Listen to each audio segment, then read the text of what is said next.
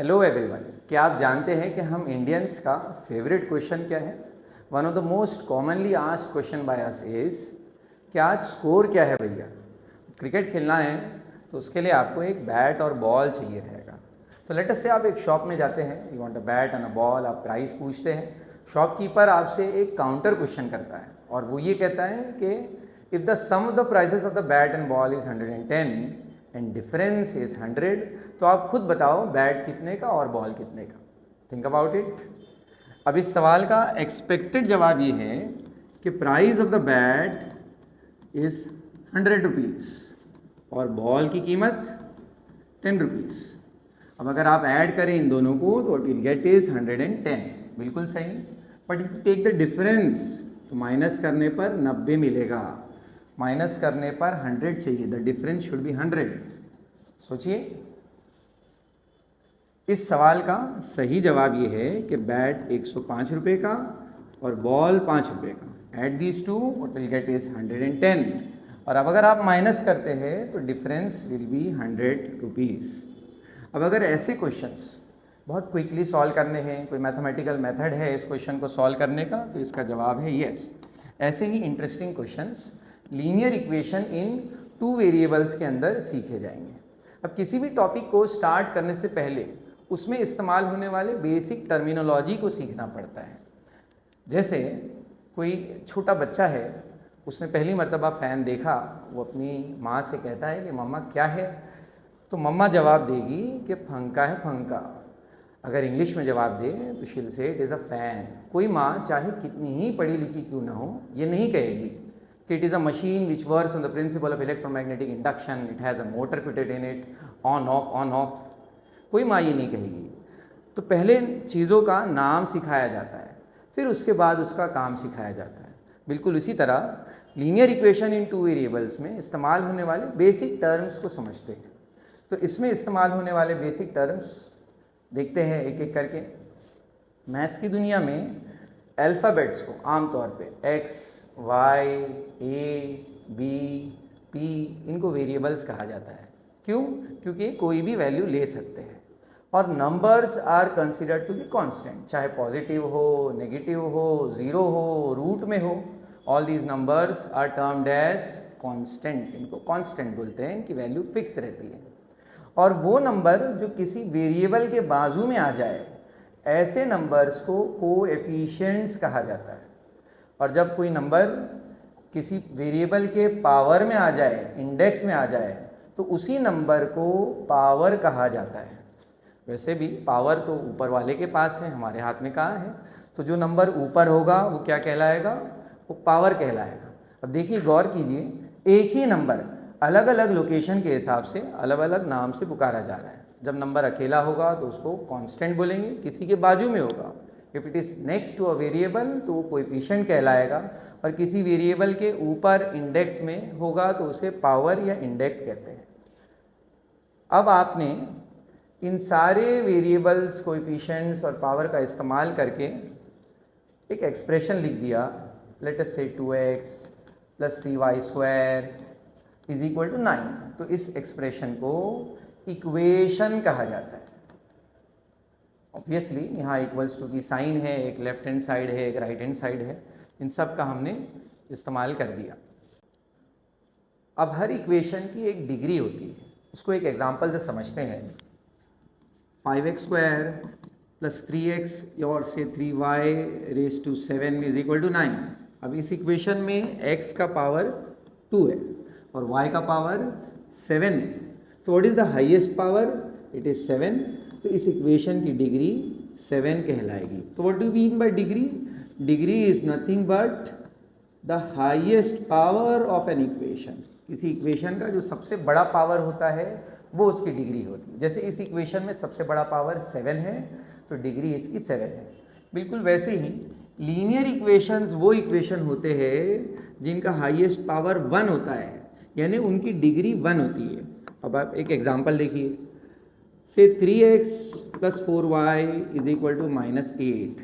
अब इस इक्वेशन में x और y दोनों का इंडेक्स, दोनों का पावर 1 है, यानी इसकी डिग्री 1 है। तो लीनियर इक्वेशंस वो इक्वेशंस होंगे जिनकी डिग्री 1 होगी। अब एक छोटा सा टेस्ट हो जाए,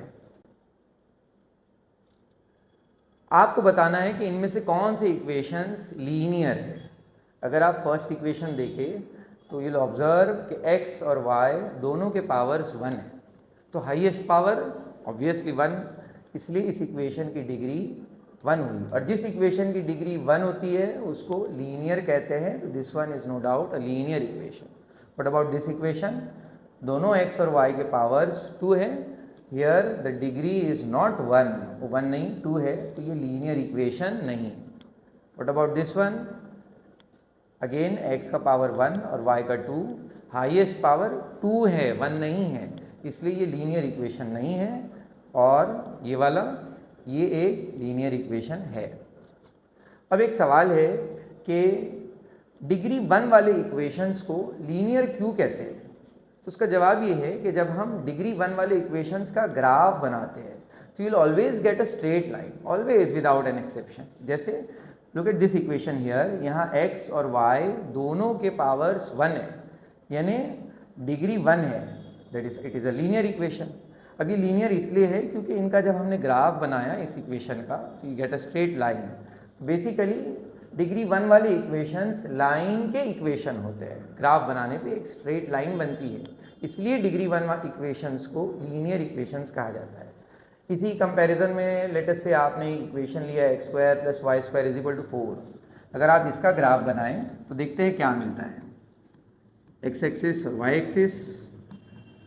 अगर आप x² + y² का ग्राफ बनाते हैं तो आपको एक सर्कल मिलेगा, स्ट्रेट लाइन तो नहीं मिली ना। तो देखिए डिग्री 1 नहीं थी तो ग्राफ भी स्ट्रेट लाइन नहीं था, और जिन इक्वेशंस की डिग्री 1 होती है उनका ग्राफ बनाने पे स्ट्रेट लाइन मिलता है, इसलिए वो लीनियर कहलाते हैं।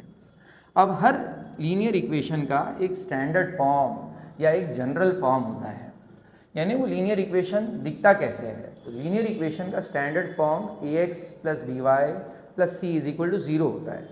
एग्जाम्पल आप ले सकते हैं 5x + 4y + 9 = 0, ये टर्म राइट हैंड साइड में आमतौर पे लिखा जाता है, बट स्टैंडर्ड फॉर्म इस शक्ल में होता है। अब ये जो नंबर्स है 5, 4 यानी x और y की कोएफिशिएंट्स, ये पॉजिटिव, नेगेटिव, रूट में they can be any numbers, ठीक है। तो यहाँ a और b पर ये कंडीशन है, इनफैक्ट c पर भी, कि a, b, c can be any real numbers accept a और b, ये 0 नहीं हो सकते। क्या हो जाएगा अगर 0 हो जाए? लेट अस से कि सिर्फ a 0 हो जाए, तो 0 × x 0 हो जाएगा, ये पूरा टर्म गायब हो जाएगा। Now that will still be an equation, in fact वो लीनियर इक्वेशन रहेगा, but it will be a linear equation in 1 variable. और हम जो टॉपिक डिस्कस कर रहे हैं that is linear equation in 2 variables. So the standard form of any linear equation is ax + by + c = 0, where a, b, c can be any real number, but a और b पे condition है कि वो 0 नहीं होना चाहिए। अब अगर आपको 2 लीनियर इक्वेशंस एक साथ दिए हो और दोनों को सॉल्व करना है, तो उनको सॉल्व करने के कुछ मेथड्स होते हैं। So there are basically 4 different methods to solve any 2 linear equation till the level of 10 standard. सबसे पहला मेथड है elimination method, substitution method, then we have Cramer's rule, और लास्ट में ग्राफिकल मेथड होता है। तो आइए एलिमिनेशन मेथड को समझने की कोशिश करते हैं। अब एलिमिनेशन मेथड हम उसी एग्जाम्पल से समझेंगे, बैट और बॉल वाले एग्जाम्पल से, जिसमें 2 कंडीशन थी कि बैट और बॉल के प्राइजेस का सम 110 था और डिफरेंस 100 था। अब इस क्वेश्चन को एलिमिनेशन मेथड से कैसे सॉल्व किया जाएगा, तो उसके लिए आपको कुछ एजम्पशंस करने पड़ेंगे। Will assume that the price of the bat is ₹x and the price of the ball is ₹y, और obviously x is greater than y, bat ball से महंगा होता है। Now by the first condition, that is the sum of their prices is 110. अगर आप सम करें तो x + y will be 110 and difference in their prices। अब डिफरेंस में याद रखिए कि हमेशा बड़े में से छोटे नंबर को माइनस करना पड़ता है, x - y is 100। Now we'll say that ये जो इक्वेशन है दिस इज इक्वेशन नंबर 1 और इसको आप इक्वेशन नंबर 2 कहोगे।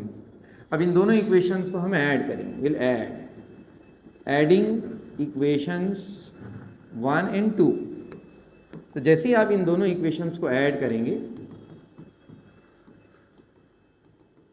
तो देखिए y कैंसल आउट हो जाएगा और x plus x will become 2x, 110 plus 100 will be 210। तो मल्टीप्लाई को अगर आप शिफ्ट कर दें और divide 2 on both the sides तो आपको इधर 2 दिखेगा। सो ऑब्वियसली अगर आप कैंसिल करते हैं तो 2 1 ज़ा एंड 2 0 5 ज़ा, वैल्यू ऑफ x इज 110, जो आपके इफ़ यू रिमेंबर बैट की प्राइस थी।